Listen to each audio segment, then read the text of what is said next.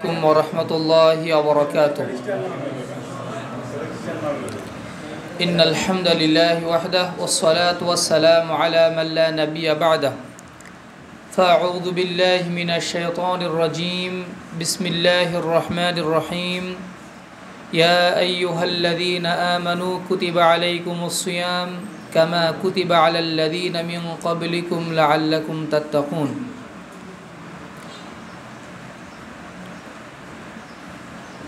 عن عقبة بن عامر رضي الله عنه قال قال رسول الله صلى الله عليه وسلم إن الصدقة لتطفئ عن أهلها حر القبور وإنما يستظل المؤمن يوم القيامة في ظل صدقته. رواه الطبراني بسند حسن في المعجم الكبير. Mother take দারুল হাদিস সালাফিয়া মহিলা মাদ্রাসার উদ্যোগে আয়োজিত আজকের এই ইফতার মাহফিলে সমবেত সম্মানিত সুধীমণ্ডলী, সর্বপ্রথম সেই মহান রব্বুল আলামিনের শুকরিয়া আদায় করছি, যিনি আমাদেরকে সিয়ামরত অবস্থায় আজকের এই দিনী বৈঠকে আমাদের যোগদান করার, উপস্থিত হওয়ার তৌফিক দান করেছেন। সেই রব্বুল আলামিনের শুকরিয়া জ্ঞাপন করছি, আলহামদুলিল্লাহ। দরুদ ও সালাম বর্ষিত হোক সেই মহান রাসূলের প্রতি, যার উপরে এই রমাদান মুবারকে আল্লাহ তাআলা কোরআন নাজিল করেছিলেন, যেই কোরআন নাজিলের কারণেই এই রমাদান মাস এত মহিমান্বিত। যেই রাসূলের মাধ্যমে আমরা কোরআন পেয়েছি, যেই রাসূলের মাধ্যমে আমরা মুসলিম হয়েছি, সেই রাসূলের প্রতি আমরা দরুদ ও সালাম পেশ করি। সকলে অন্তঃস্থল থেকে বলি সাল্লাল্লাহু আলাইহি ওয়াসাল্লাম। সম্মানিত সুধীমণ্ডলী, রমাদান মুবারক আমাদের পরিশুদ্ধ করার জন্য প্রত্যেক বছর আমাদের জীবনে আগমন করে। ক্ষমা এবং দয়ার পসরা নিয়ে, নাজাতের ডালি নিয়ে এই রমাদান মুবারক আমাদের দুয়ারে দুয়ারে আগমন করে। যারা সৌভাগ্যবান, আল্লাহ তাআলার প্রিয় বান্দা, তারা এই রমাদান মুবারকের সময়গুলোকে কাজে লাগিয়ে তাদের ইবাদত বন্দেগীর মাধ্যমে তার জীবনের পাপগুলোকে ক্ষমা করে নেন এবং আল্লাহর রহমতের ফুলগুধারায় সিক্ত হয়ে নিজেদের জীবনকে ধন্য করে দেন। কিন্তু যারা দুর্ভাগা, যারা গড্ডালিকা প্রবাহে গা ভাসায়, তারা এই মাসের বরকতকে উপলব্ধি করতে পারে না, এই মাসের মহত্ব মর্যাদাকে তারা হৃদয় দিয়ে অনুভব করতে পারে না। এই জন্য তারা এই মাস আসার পরেও নিজেদের আমলে, নিজেদের কর্মকাণ্ডে, নিজেদের ইবাদত বন্দেগীতে কোনো পরিবর্তন নিয়ে আসতে পারে না। এই রমাদান মুবারকের যত ইবাদত আছে, তার মধ্যে অন্যতম একটি ফজিলতপূর্ণ ইবাদত হচ্ছে আল্লাহর পথে দান সদকা করা। আল্লাহর পথের দান এটা একটা যত ব্যতিক্রম ধর্মী ইবাদত, এবং এর যে রকমভাবে ফজিলত বর্ণনা করা হয়েছে এক্সেপশনালি, অন্য কোনো ইবাদতের ক্ষেত্রে আল্লাহ তাআলা এইভাবে বলেননি। বিশেষ বিশেষ যেই হাদিসগুলোতে আল্লাহ তাআলা সাদাকার ব্যাপারে, দানের ব্যাপারে যে ফজিলতগুলো বর্ণনা করেছেন, রাসূলুল্লাহ সাল্লাল্লাহু আলাইহি ওয়াসাল্লাম বলেছেন, কানা রাসূলুল্লাহ সাল্লাল্লাহু, আব্দুল্লাহ ইবনে আব্বাস রাদিয়াল্লাহু আনহু বলেছেন যে কানা রাসূলুল্লাহ সাল্লাল্লাহু আলাইহি ওয়াসাল্লাম আজওয়াদান নাস। রাসূলুল্লাহ সাল্লাল্লাহু আলাইহি ওয়াসাল্লাম ছিলেন উম্মতের সবচেয়ে বেশি দানশীল। তিনি এত পরিমাণ দান করতেন যে অন্য কেউ এই রকম পরিমাণ দান করতো না। সবার মাঝে তিনি বেশি দানশীল ছিলেন।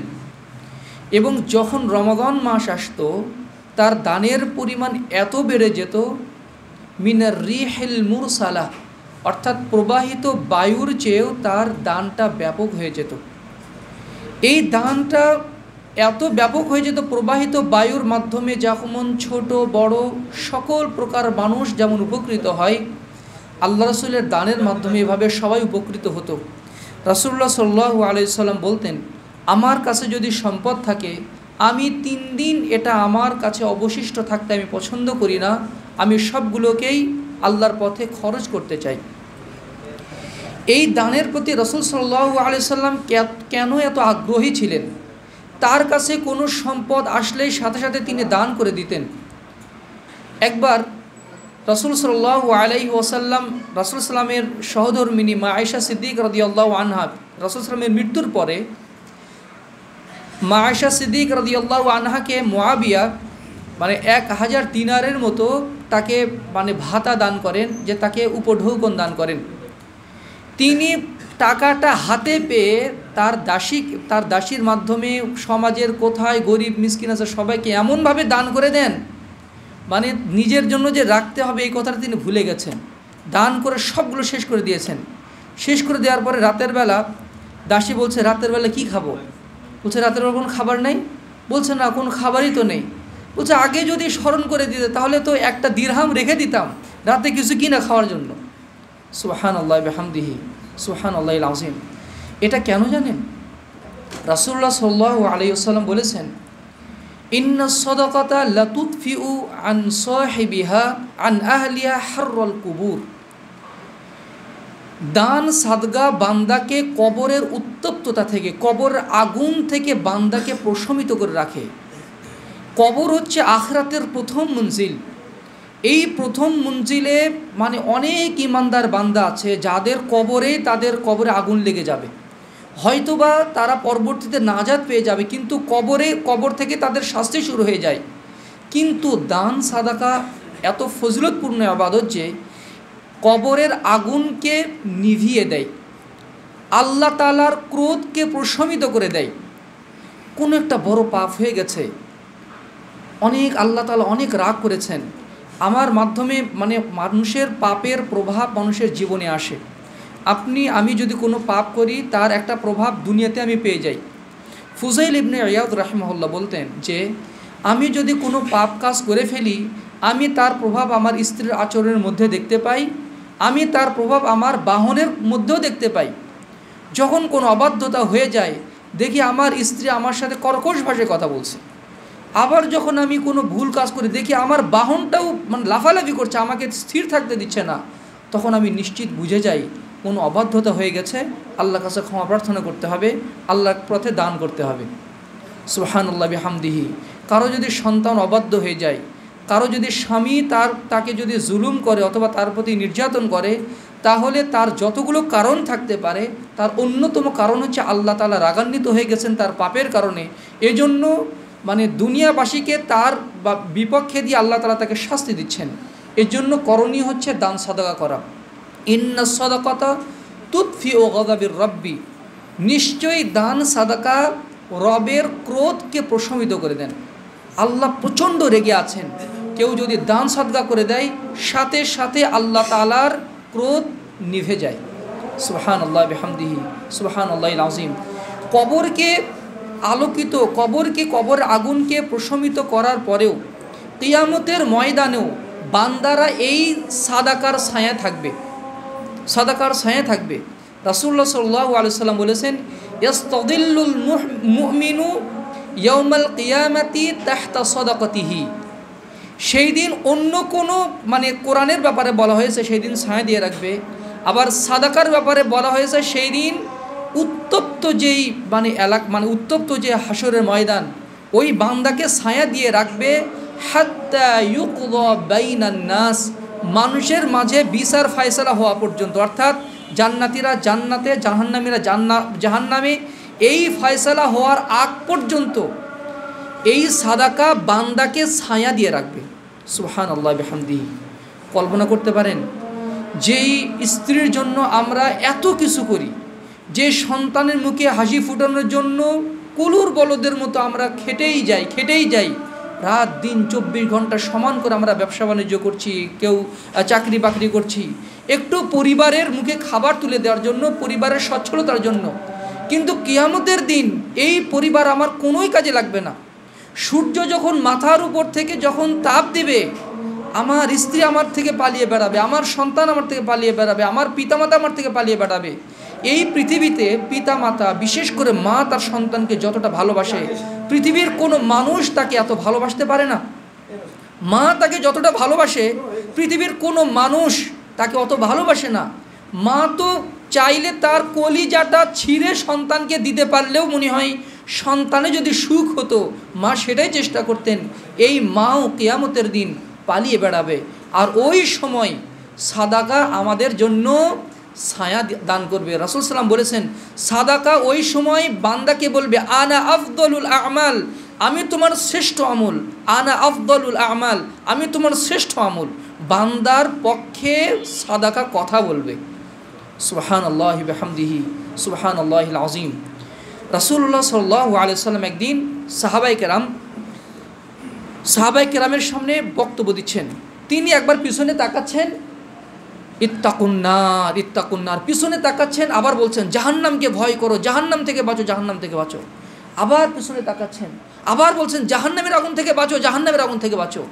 সাহাবায়ে কেরাম বলছেন যে আমরা মনে করছিলাম যেন তিনি পিছনে জাহান্নামের আগুন দেখছেন, আর ওই আগুন দেখে আমাদেরকে তিনি সতর্ক করছেন যে ইত্তাকুন্নার, তোমরা জাহান্নামের আগুন থেকে বাঁচো।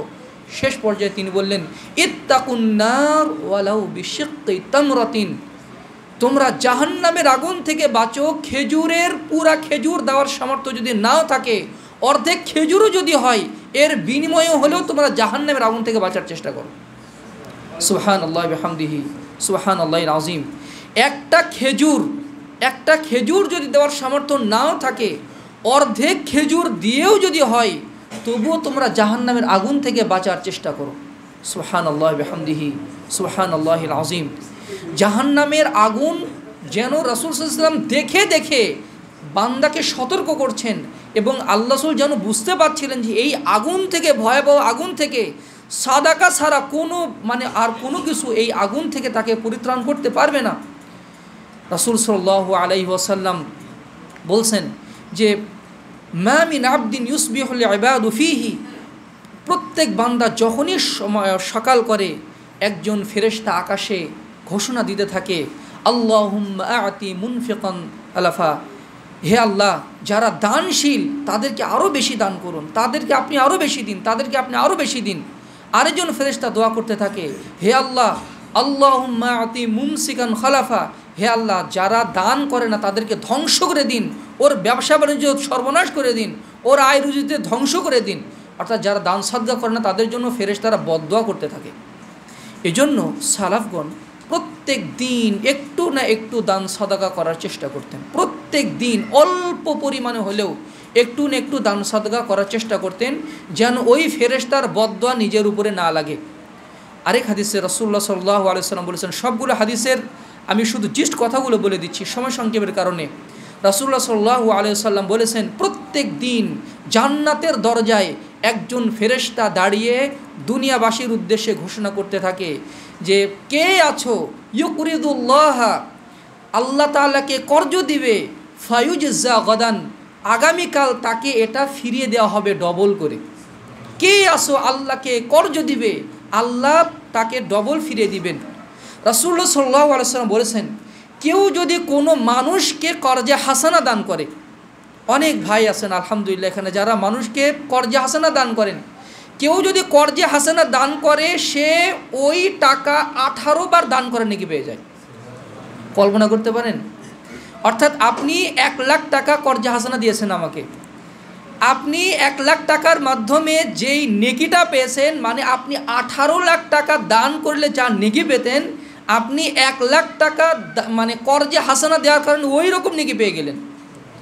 আল্লাহ রাসূল বলছেন, কেউ যদি কর্জে হাসানা দান করে, ওই টাকা 18 গুণ দান করার মতো সে নেকি পেয়ে যায়।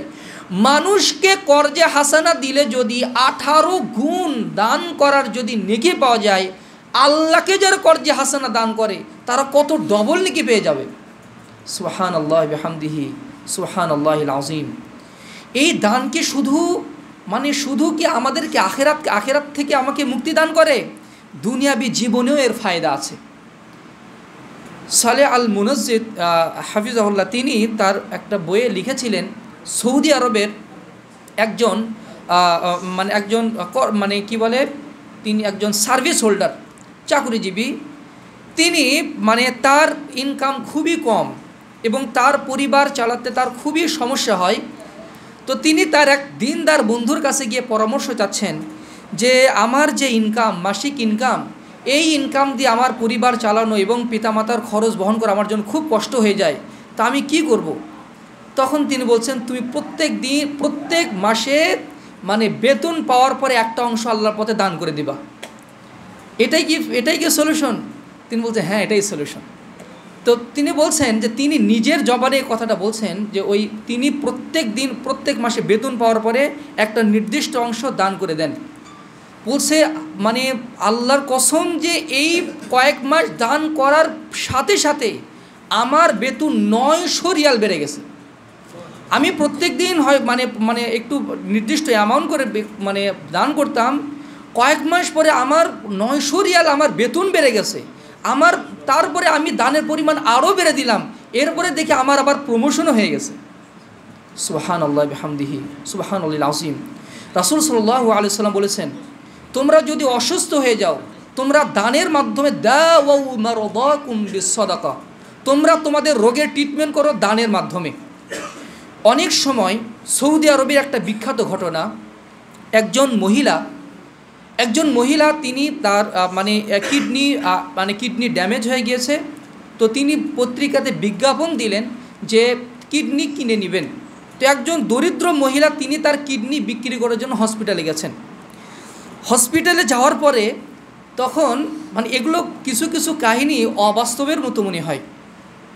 তো যখন তিনি গেছেন, ওই মহিলার সাথে কথা বলছেন, ওই রোগী যিনি কিডনি দান করবেন, বিক্রি করবেন, অনেক সময় মানুষ জীবনের এমন কঠিন পরিস্থিতিতে পড়ে যে মানুষ নিজের অঙ্গও বিক্রি করতে দ্বিধাবোধ করে না, এমন পরিস্থিতি কিন্তু মানুষের জীবনে আসে। তো যখন ওই মহিলা কথাবার্তা বলছে, কেন আপনি কিডনি বিক্রি করতে চান, তখন তিনি বলছেন আমার সন্তানের জন্য, আমার তার সমস্যাগুলো তিনি তুলে ধরেছেন যে আমি এই জন্য আমার কিডনি বিক্রি করতে চাই। তখন তিনি বলছেন, সমস্যা নেই, আপনার কিডনি বিক্রি করতে হবে না, আপনি এই টাকাটা আপনি খরচ করেন। তিনি কিডনি আর ওই মহিলার থেকে কিনে নেননি, কিন্তু ওই অ্যামাউন্টটা ওই মহিলাকে দিয়ে দিয়েছেন। এরপরে ওই অনুযায়ী তিনি ট্রিটমেন্ট নিচ্ছেন। কিন্তু আল্লাহর কি মহিমা, কয়েক মাসের মধ্যে আল্লাহ তাআলা তার কিডনিকেই ভালো করে দিয়েছেন। ইমাম আব্দুল্লাহ ইবনুল মুবারক রাহিমাহুল্লাহর জীবনে একটা কাহিনী আছে। এক লোকের ফোড়া উঠেছিল। তো তিনি যেখানেই যান এই কোনো ট্রিটমেন্ট করতে পারেন, অর্থাৎ এটা সারে না। তখন আব্দুল্লাহ ইবনুল মুবারক রাহিমাহুল্লাহর কাছে ওই লোকটা গিয়েছে যে আমার এই অসুস্থতা আমাকে খুবই কুড়ে খাচ্ছে, আমি সুস্থ হতে পারছি না, আমি কী করব? তখন তিনি বললেন, ওই মহল্লার লোকজন পানির খুব অভাবে আছে, তাদের জন্য একটা কূপ খনন করে দাও। তখন তিনি তাদের জন্য একটা কূপ খনন করে দিলেন। আল্লাহর দয়ায় তারপরে তার ফোড়াটা ভালো হয়ে গেল। এটা হচ্ছে রাসূল সাল্লাল্লাহু আলাইহি ওয়াসাল্লামের হাদিসের বাস্তবতা। দাওয়াউ মারদাকুম বিসসাদাকা, তোমরা দানের মাধ্যমে তোমাদের রোগের ট্রিটমেন্ট করো। এজন্য কেউ যদি অসুস্থ হয়ে যায়, তার করণীয় হচ্ছে আল্লাহর পথে দান করে দেওয়া। এই দানের বিনিময়ে আল্লাহ তাআলা তার রোগকে শেফা দান করবেন। সুবহানাল্লাহি বিহামদিহি সুবহানাল্লাহিল আযীম। রাসূলুল্লাহ সাল্লাল্লাহু আলাইহি ওয়াসাল্লাম বলছেন, মা মিন মুসলিমিন ইউখরিজু শাইআম মিন সাদাকাতিহি, কোনো বান্দা যখন আল্লাহর পথে কিছু দান সাদগা বের করে দেয়, সে তার 2 চোয়াল থেকে লাহইয়াই সাবঈনা শাইতানান, 2 চোয়াল থেকে 70 জন শয়তান সে দূরীভূত করে দেয়। সহিহ হাদিস, মুস্তাদরাকে হাকিম হাদিসটি বর্ণিত হয়েছে। একটু দান করার সাথে সাথে তার 2 চোয়াল থেকে 70 জন ফেরেশতা যেন সে ঝাঁটিয়ে বের করে দেয়। সুবহানাল্লাহি ওয়া বিহামদিহি। 70 জন শয়তান 2 চোয়াল থেকে বের করে দেয়। অর্থাৎ শয়তান মুক্ত জীবন যদি কেউ যাপন করতে চায়, তাকে বেশি বেশি দান সাদগা করা উচিত। কেউ যদি নিজের সুস্থ জীবন লাভ করতে চায়, তার দান সাদগা করা উচিত। কেউ যদি তার আয় রুজিতে, ব্যবসা বাণিজ্যে আয় রুজিতে যদি বরকত পেতে চায়, তাহলে তার দান সাদগা করা উচিত। কেউ যদি কবরের আযাব থেকে মুক্তি পেতে চায়, তাহলে তার দান সাদগা করা উচিত। কেউ যদি জান্নাতে নিজের জায়গা বরাদ্দ রাখতে চায়, তার দান সাদগা করা উচিত। রাসূলুল্লাহ সাল্লাল্লাহু আলাইহি ওয়াসাল্লাম বলেছেন, আস-সাদাকাতু বুরহানুন, সাদাকা হচ্ছে দলিল। কিসের দলিল? হাদিসের ব্যাখ্যাতে বলা হয়েছে জান্নাতে যাওয়ার দলিল। জান্নাতে সে যে জান্নাতি, তার দলিল হচ্ছে সাদাকা। সুবহানাল্লাহি বিহামদিহি। আপনার যে বাড়িটা, যেই প্লটটা, ওই প্লট আপনারই। কেন? ওই প্লট আপনার নামে বরাদ্দ, রেজিস্টার করা, মানে রেজিস্ট্রি করা আছে আপনার নামে, এই জন্য ওটা আপনার। দলিল হচ্ছে আপনার নামে। ওটা যদি আমি দাবিও করি, আমি ওটা পাবো না, কারণ ওটা আপনার নামেই দলিল করা। যদি জান্নাতের দলিল যদি কারো থাকে, সে তো জান্নাতেই যাবে, সে তো আর কোথাও যাবে না। সুবহানাল্লাহ বিহামদিহি, সুবহানাল্লাহিল আযীম। এই জন্য এই দানের মাসে রাসূল সাল্লাল্লাহু আলাইহি সাল্লাম এই রমাদান মুবারকে কিন্তু বেশি বেশি দান সাদকা করতেন। এই জন্য জাহান্নামের আগুন থেকে বাঁচার জন্য, নিজেদেরকে ওই হাসরের ময়দানে নিজেদেরকে সেফ জোনে রাখার জন্য আসুন আমরা বেশি বেশি আল্লাহর পথে দান সাদকা করার চেষ্টা করি। কাকে দান দিবেন? দান দিবেন কোথায়? এটা দান হচ্ছে, একটা আছে নফল দান, আর একটা হচ্ছে জাকাত। জাকাত তো দিতেই হবে, জাকাত দিতে আপনি আমি বাধ্য। জাকাত দেওয়ার যদি কোনো লোক না থাকে, ওটা ডাস্টবিনে ফেলে দিতে হবে, তবুও নিজের কাছে রাখা যাবে না। কারণ ওই টাকা নিজের কাছে রাখা মানে আমার 8 লাখ টাকা আছে, এর মধ্যে এটা যদি জাকাত না দেই, পুরা 8 লাখ টাকাই নাপাক হয়ে যাবে। সুতরাং এটার ময়লা আমাকে সাফ করতেই হবে, দিতেই হবে। এটা গরিবের অধিকার, এটা গরিবের হক, এটা মিসকিনের হক, এটা তালিবুল ইলমদের হক, যারা আল্লাহর পথে আছে তাদের হক, তাদেরকে ওটা দিয়ে দিতে হবে, এটা তো দিতেই হবে। আর এর উপরে আসে হচ্ছে যেই দান সাদকাগুলা, নফল দান, এই দানগুলোতেও আমাদেরকে অগ্রসর হতে হবে। এই যে মহিলা মাদ্রাসাগুলো দেখছেন, এই যে দিনের চর্চা হচ্ছে সমাজে, আপনি খেয়াল করে দেখবেন যে বাসার মহিলা, স্ত্রী যদি ভালো হয়, অধিকাংশ সময় স্ত্রী যদি ভালো হয়, ওই বাড়িতে শান্তি বিরাজ করে। মানে বাবা যতই নেককার হোক না কেন, স্ত্রী যদি বদকার যদি হয়, সন্তানরা ভালো মানুষ হয় না। স্ত্রী যদি নেককার হয়, বাবা যদি একটু খারাপ মানুষও যদি হয়, দেখবেন যে সন্তানরা মায়ের আদর্শেই গড়ে ওঠে। অনেক বাচ্চা দেখা যায় সমাজে খুবই ভালো, বাবা এত ভালো না, ছেলে এত ভালো হলো কিভাবে, মেয়ে এত ভালো হলো কিভাবে, খোঁজ নিয়ে দেখবেন যে তার মা ভালো। আবার অনেক সময় বাবা এত ভালো মানুষ, বাবা এত পরহেজগার মানুষ, কিন্তু সন্তানগুলো এরকম কেন? খোঁজ নিলে দেখা যাবে তার মাটা দিনদার না। কারণ একজন সন্তান তার মায়ের কাছেই বেশি থাকে। এই জন্য আমাদের এই মহিলা মাদ্রাসার মাধ্যমে আমরা চাই সমাজের প্রত্যেকটা ঘরে ঘরে দিনের যেন একটা করে মজবুত খুঁটি আমরা রোপণ করতে পারি। যেই দিনের এক পরিবারে একটা দিনদার স্ত্রী যাওয়া মানে ওই পরিবারের দিনের একটা মজবুত একটা খুঁটি পুঁতে দেওয়ার মতো। এই জন্য মহিলারা যত দিনদার হবে, সমাজের চিত্র তত পাল্টে যাবে, ভিতর থেকে সমাজের চিত্র পাল্টে যাবে। সুতরাং এই মহিলাদেরকে, মা বোনদেরকেই, ছোটো শিশু কিশোরীদেরকে ছোট্টবেলা থেকেই দিনী তরবিয়াতে, ইসলামী তরবিয়াতে বেড়ে তোলার জন্যই এই মহিলা মাদ্রাসাটি প্রতিষ্ঠিত হয়েছে। সালাফি মানহাজের উপরে এই মহিলা মাদ্রাসাটি প্রতিষ্ঠিত হয়েছে। পবিত্র কোরআন এবং সহিহ সুন্নাহর বিশুদ্ধ জ্ঞান এখানে শিক্ষাদান করা হয়, যেন তারা শিক্ষার পাশাপাশি আদব আখলাকে যেন তারা সমৃদ্ধ হয়, তারা যেন স্বামীর আনুগত্যশীল সন্তানে পরিণত হতে পারে, যেন তারা তার পিতামাতার আদর্শ তনয়া কন্যা হিসেবে তারা গড়ে উঠতে পারে, সমাজে যেন তারা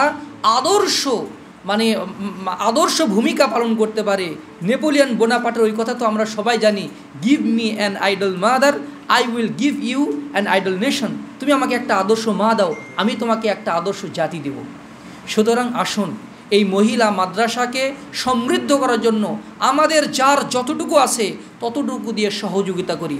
আমাদের নফল দান সাদাকা তো করবই ইনশাআল্লাহ, আমাদের জাকাত থেকে ওখানে দিতে পারবো, কারণ এখানে অনেক দুস্থ এতিম মহিলারাও এখানে পড়াশোনা করছে আলহামদুলিল্লাহ। এবং জাকাতের যে ফান্ড, জাকাত যে দেওয়া শিক্ষার প্রতিষ্ঠানে দেওয়া যাবে কি না, এই মর্মে আমাদের মধ্যে দ্বিধাদ্বন্দ্ব থাকে। কিন্তু মিশর ফতুয়া বোর্ড থেকে এই মর্ম ফতুয়া এসেছে যে দ্বীনি কাজ, অর্থাৎ ফি সাবিলিল্লাহ ওয়াল গারিবিন ফি সাবিলিল্লাহ। ফি সাবিলিল্লাহ বলতে শুধু জিহাদ নয়। এখন যদি শুধু জিহাদকে বোঝানো হয়, এখন আমরা যদি জিহাদের পথে যদি যাই, তাহলে জিহাদ আমরা ওই ফান্ডে দিতেই পারবো না। অনুরূপভাবে দাস মুক্তির ওই ক্ষেত্রটাও এখন নাই।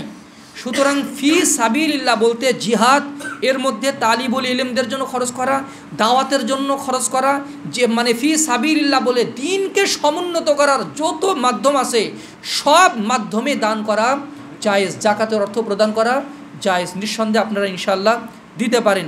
আর যেহেতু গরিব মিসকিনরা আছে তাদেরকে তো অবশ্যই ইনশাআল্লাহ সহযোগিতা করবেন। সুতরাং এই মহিলা মাদ্রাসাকে আমরা কীভাবে আরও উন্নতির শিখরে নিয়ে যেতে পারি, এই গিদ্ধর সমাজে, এই ঢাকা মানে শহরে আশপাশে তাকালেই কি মানে নোংরা পরিবেশ, এর মধ্যেও এই কচিকাচারা যদি দিনের বিশুদ্ধ জ্ঞান নিয়ে যদি গড়ে ওঠে, এটা আমাদের জন্য সাদাকায়ে জারিয়ার মতো, অর্থাৎ চিরস্থায়ী সাদগা। আমি এই মাদ্রাসায় 1 লক্ষ টাকা 2 লক্ষ টাকা দান করলাম, আমি মারা গেছি, আমার টাকা দিয়ে কয়েকজন মহিলা তারা দিন শিখেছে, এরা তার সন্তানকে দিন শিখিয়েছে, ওই সন্তান তার সন্তানদেরকে দিনের পথে গড়ে তুলেছে, অর্থাৎ কিয়ামত অবধি এই সিলসিলা আমি পেতেই থাকবো, পেতেই থাকবো, পেতেই থাকবো। আমার জমানো অর্থ আমার সন্তানরা দিনের পথে খরচ করবে, তার গ্যারান্টি থাকতেও পারে, নাও থাকতে পারে। কিন্তু আমি যদি আল্লাহর পথে সাদাকে জারিয়া করে যাই, 100% গ্যারান্টি মানে এইখান থেকে আমি সাদাকে জারিয়া পেয়ে যাব ইনশাআল্লাহ। সুতরাং আসুন মহান আল্লাহ তাআলার সন্তুষ্টির লক্ষ্যে এই মহিমান্বিত মানে মাসে আমরা বেশি বেশি আল্লাহ পথে দান সাদকা করার চেষ্টা করি।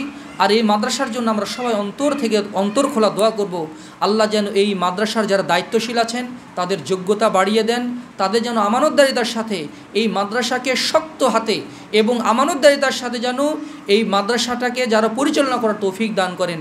যারা এখানে দান করেন নিয়মিত, আল্লাহ তাআলা তাদেরকে দুনিয়া আখিরাতে সার্বিক কল্যাণ এবং মর্যাদা দান করুন। এই মাদ্রাসার জন্য আমাদের আন্তরিক দোয়া রেখে আলোচনা এখানে শেষ করছি।